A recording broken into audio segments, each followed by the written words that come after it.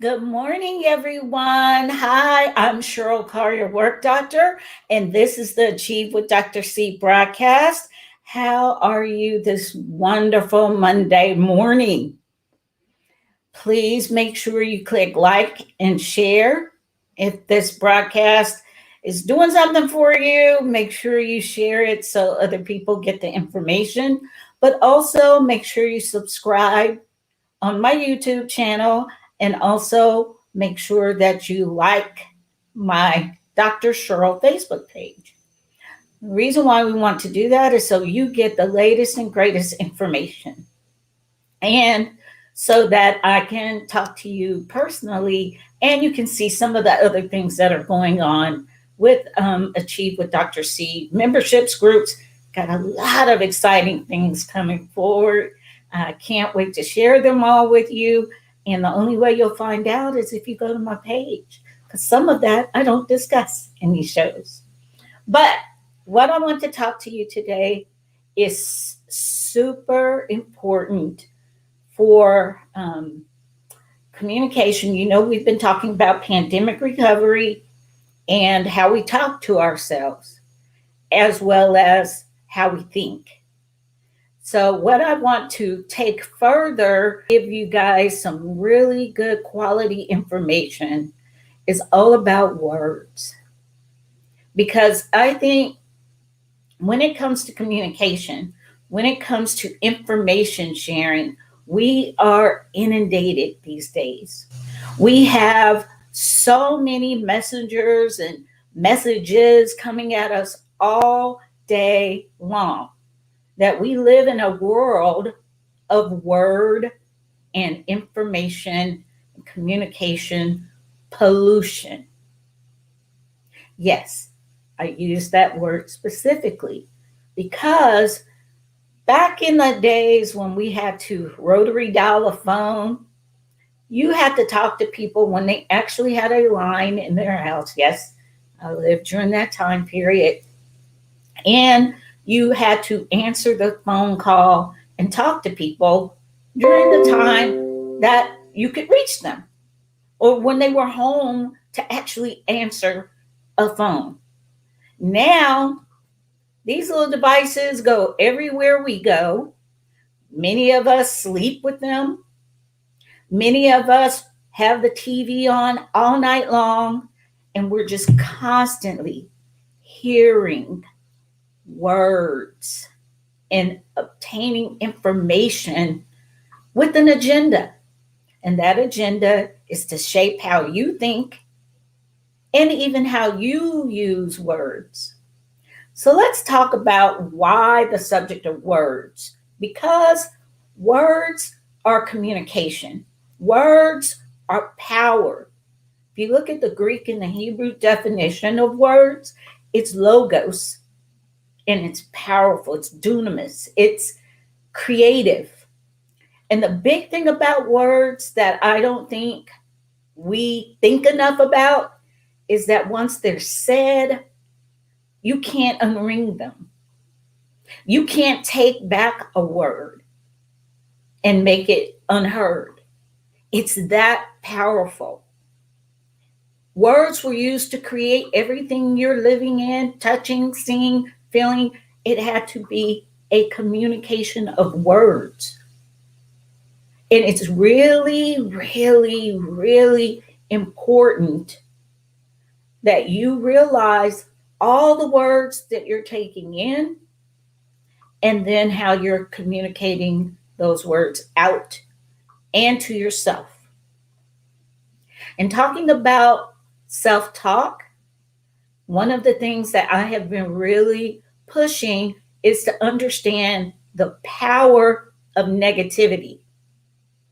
Negativity is the process of communication in this world today. Rarely will you hear a positive word. Rarely. I mean, you have to search for it or you have to communicate it to yourself. Most words you listen to are negative. And there have been studies and statistics that show us when you have an abundance of negativity, The amount of positivity to overcome that, to reposition how you think so you're not down in the loo when it comes to your thought processes, everything death, gloom, doom, negativity, hurt, disappointment, all of those things that we take in constantly. Sex, that's another big thing that's just push and push. Sex, gender, and power also come out of words. So hopefully that gave you a great understanding of the power of words and how words are currently being used, and the fact that there's a lot of misinformation and negativity in the words we use to communicate all day long. So, what do we do about this? If you're finding yourself overwhelmed, stressed, feeling disappointed, fearful, angry, wanting the world to reshape itself to the way you want, which is control, and it's an illusion. We can only control ourselves. So I want to challenge you to look at words used, like what's coming into your head, what's coming out of your mouth, not just the words you use, but to take time to find out what the words mean to you. I can hear a word and it won't mean the same thing to me as what you hear and what it means to you. It's very important to know words being said to you, what you're listening to, what you're intaking, music you're listening to, the news channels you watch, the papers you read, if you read now, the audibles you're listening to. How are you ingesting words? And if you want to change from being disappointed, overwhelmed, burdened, angry, it's really important that you remove yourself from ingesting words constantly. I have a practice of silence, and I am very sensitive to noise pollution. Mostly because of what I do for a living. You know, I'm working with people in situations, and they're trying to change. They're trying to make a difference in their lives. And to do that, I began with how they're thinking, what they're communicating, how they're communicating, what they're thinking, because I can't affect any of that until they get some control of that. And a lot of times they're super surprised. They're going, I didn't know listening to the TV all night was not a good thing for me or my children. Yes, shut those TVs off.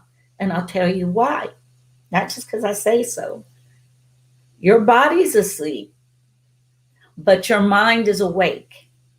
And your ears and mind are still listening and taking in information. So you fall asleep with horror and murder and sex and negativity, God forbid the news. When you wake up, that's what's fed your brain all night long. Then you get up and you're actually consciously, now your subconscious is done, now you're consciously watching all of that.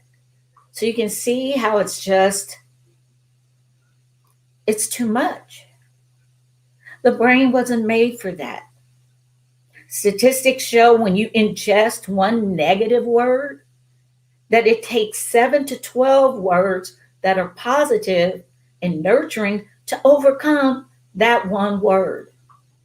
Negativity and darkness seem overpowering to the mind and the emotions until you reprogram yourself.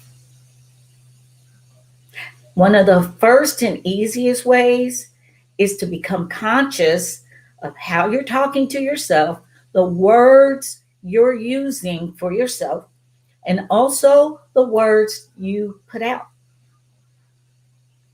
All the communication coming into you, that's whatever's feeding your brain.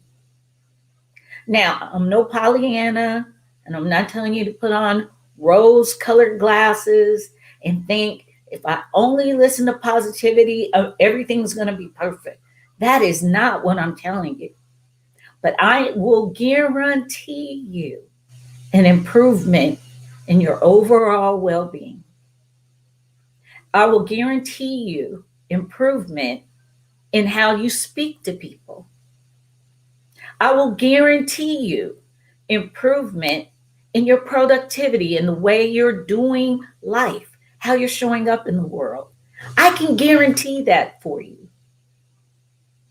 Because if you don't feed yourself a diet that helps you be nurtured and happy and healthy physically, what shows up in the body? Sickness, disease, overweight, all of those things. And I want to challenge you to think like that about what you're listening to and the power of words. Because, like I said at the very beginning, you cannot withdraw words, they're that powerful. Once you take them in, they're living, they're in your head, they're taking up real estate in your brain.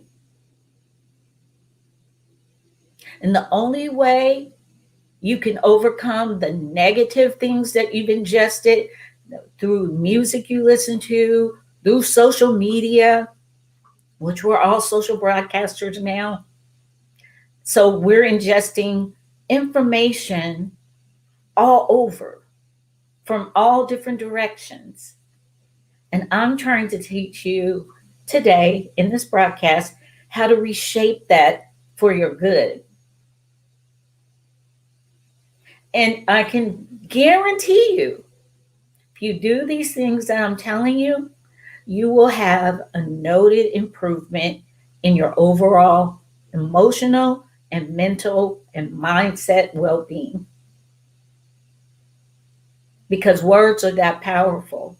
Not just what's said, but what's meant by what's said. What those words mean to you. And you're the only one that can do this. Prayer is no excuse for being lazy. You can't pray this away. It's the beauty of your free will God gave us. You get to choose how you think. You get to choose how you communicate. Now, God will make it uncomfortable for you, but He's not going to make that choice for you. He created this world and gave us this dunamis power to communicate and create with words. You create a whole atmosphere with the words you use. First to yourself, then to how you put words out in the universe. I want to also counteract some misinformation. You hear a lot because of a study that was done that's since been debunked and misproven to be actually a fraudulent research and data project. And they're now carefully, IBS, which is a research organization that validates the research that comes out. There's been so much improvement and tracking of, like, my dissertation. When I deposit it, it's in ProQuest. You can't plagiarize it. You can't plagiarize information as easily as you used to be able to because of technology. Thank you. So my words are tracked and they're still living and they're powerful. And there's misinformation out there about gender and use of words and communication. There's always a saying that women, we talk too much and that we over communicate. And that is not true. We don't necessarily talk too much. It's just women listen to information through their emotions. And to overcome that processing emotionally, we have to use a little bit more words. It's not much more words than men use, because men listen to information through their logic and they have to process to the emotions. I personally believe men are much more deeply emotional than a woman. That's my own personal belief and from research I've studied. But stop telling yourself women over communicate and start hearing the fact that we're processing through emotions. And emotions are multidimensional, they're not one track the way logic can be. So we may have to use a lot more words to process our emotions. And it's not that we're more talkative than a man. You do most of your talking, men, internally. Women communicate because we're more community. We communicate outward. And then we have to learn how to take in information internally and to sit with that information and figure it out and move our emotions out of the way. If you can accept that, that is just truth. And we have had that truth beat into us or beaten out of us through so-called scientific studies with a agenda to separate the sexes, separate us without understanding. We still have to communicate. Men and women still have to communicate. And we just do it different. Doesn't make one way better, doesn't make one way worse. If women can learn when you talk to a man that he's processing your words through his logic and he's listening to information through logic. And if men would accept when you talk to a woman, she is listening to your words through emotions that are illogical and multidimensional and make it difficult for us to communicate unless we accept our differences. That book, Women Are From Mars and Men Are From, oh no, Men Are From Mars, Women Are From Venus. It's true. That's our communication style. And that's a really, really good book to read if you want to understand how we process words. That's why a lot of women can be so negative. They'll get in a rut of they're gossiping, they're talking about people, they're competitive by nature. So they take in information in a competitive, emotional manner. And so when they start talking, it's a bunch of negativity and negative words. And that has to be educated and behavior trained out of you. And a good way to do that is to start watching your words. Women, I challenge you to cut your words in half this week. Say less, think more. Cut your words in half. Think more. Take in positive, nurturing information. I'll tell you something I've learned, and it doesn't make me popular with a lot of women. I don't do gossip. Just don't. You come to me with some negativity and gossip. I'm not saying I'm perfect. I'm saying 99% of the time I'm going to stop you because I don't want to hear it. It's not going to gain me anything. And you can't even come to me with gossip with guys then you need to pray for. Mm-mm. Give me facts and information. I don't want to hear gossip and opinions and all of that stuff. It does not help the mind. It does not help the emotions. Does not help how I live my life, how I show up in the world. So I don't need it. I don't need to know what's negative going on in Sally's life. I've got to deal with Cheryl. Cut your words in half. That's what I suggest for women. And listen to yourself talk. Everything I've taught the last three broadcasts. Try that for a week and find how challenging it is for you. The more challenging it is for you, the more I would suggest to you that you're probably over communicating and using your words. You're overusing your words in a negative manner. So cut them in half. Men, I encourage you to talk more. Learn to communicate on a different level, especially with the women in your life. Learn to communicate a little bit more, because I guarantee you that logic that you can put out there in the world is needed right now. There's so much illogical thinking going on. And I'll throw that back to there's so many men that are afraid or do not know how to articulate their pain and their logic when it's so needed right now.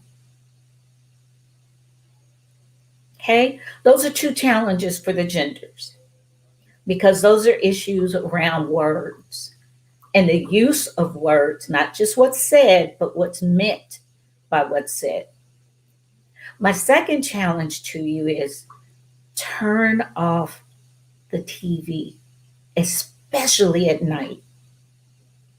If you're listening to a TV channel all night long, watching your shows, just if you like when you get in bed, you want to watch a little TV, just put it on a timer so that when you go to sleep, if you have to hear noise, there's white noise machines. I don't like nature sounds. I used to, but I'm learning they affect how I dream. So I just don't listen to that. If I listen to anything, it's a teaching tape. It's something positive. Or I put on the audio of the Bible and just listen to the Bible. Those are my things. That's what I do. But as I said before, I also have a practice of silence. And that's my third challenge to you with words and beginning to understand how you're ingesting words, how you're communicating with yourself, and then how you're communicating to the world. Think about a silence practice. And that silence practice is not just not saying anything. That's good. But if you can learn, even if it's 15 minutes, shut off words, shut off music, shut off TV, find some place where you can be silent with yourself, listen to your thoughts. Some call it meditation. I don't even want you to pray traditionally. This is another way to pray, and it's a prayer by listening. Because so many of us are always constantly talking at God, and we don't understand prayer is two-way. It's communication.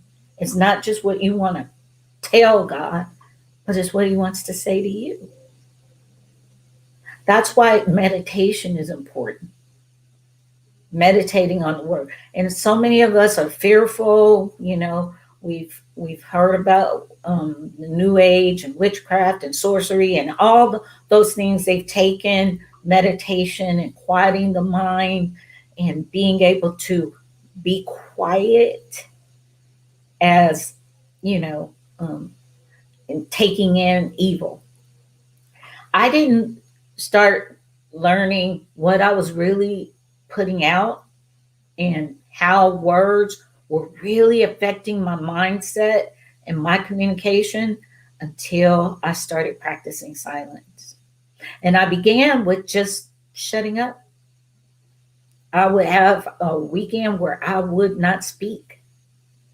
That's how I started. Now, I'm not telling you you can research all kinds of programs. There's all kinds of programs out there for silence and retreats and having a time period in your world, your week, where you're just quiet. And you're going to find out a lot about yourself. Some of you are not going to be able to do it.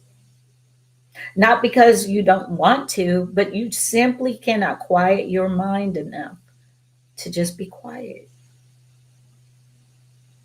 and rein in your thinking and start telling yourself the truth and start watching how you're communicating to yourself. What's your self talk? What words are you using? What do those words mean to you?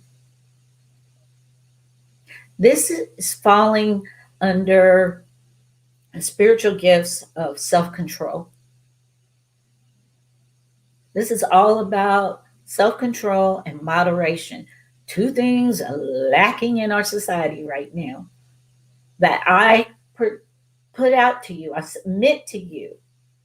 If you listen to what I've said, you begin to understand how important words are, not just what's said, but what's meant by what's said. And you start paying attention to your social media, your typing, what your keyboard gangster is, what you're putting out in the world, how you're communicating with yourself, how you're communicating with those you love. You start paying attention to that, and we can start impacting some of the negativity. You can definitely impact your stress, your anxiety, your overwhelm. And then I challenge you with the challenge that I gave you about cutting your words in half, women, just being conscientious of over communication or misuse of words. Just focus on today, I'm going to speak half of the words I want to use. So it's a difficult practice. You're going to have a hard time. Men, talk more. Communicate with your logic. Find the courage and find the ability to not overcome, oh, and find the ability to overcome negativity. Find the ability to put your logic out in the world, men. And that's going to take overcoming that desire not to talk, to just wall up inside. And just like it's women have to overcome the desire to talk. Words matter, not just words said, but what the words mean.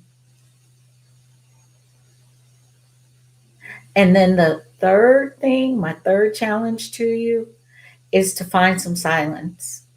Practice silence. Shut off the news. Turn off those TVs. Make sure you're not watching TV all day long, all night long, listening to the TVs and listening to, music all day long, every day. And music, the genre matters. The lyrics matter, words matter. If you can try these three things, you'll assign some importance to words that I think is missing in our society, and it's missing with how we deal with ourselves and how we deal with others. And that's my whole purpose for talking about words today.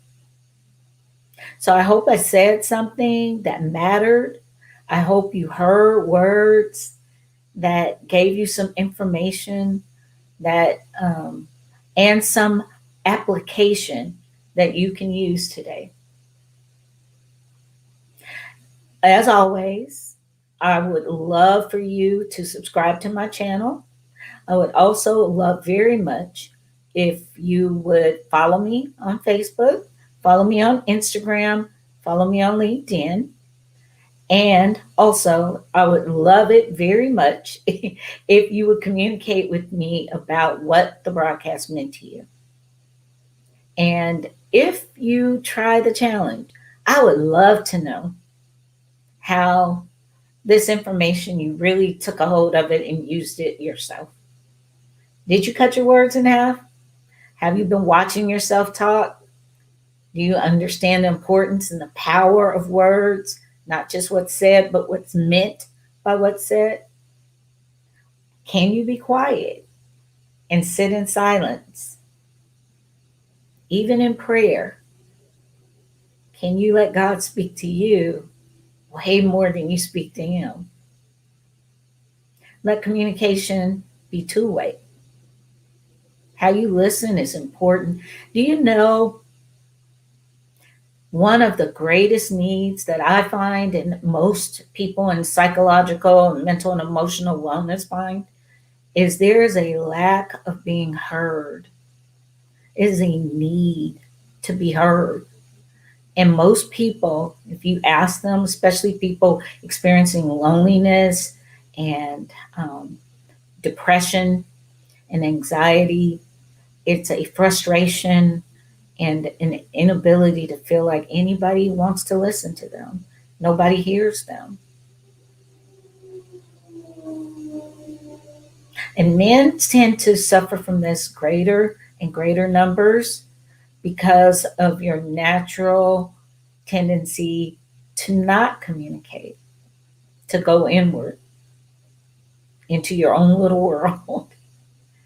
So let's give all this a try and see how it works. I'm just trying to help with pandemic recovery, but also helping us get a leg up on our own mental and emotional well being. I'm Cheryl Carr, your work doctor. This is the Achieve with Dr. C broadcast. Make sure you click that like button, that subscribe button, and follow me on social media. Have a blessed rest of your day, and I'll see you next Monday. Our next week's, we're going to have another guest, and I'll tell you a little bit about that in the next. I always do a what's coming up next week. Words matter, people.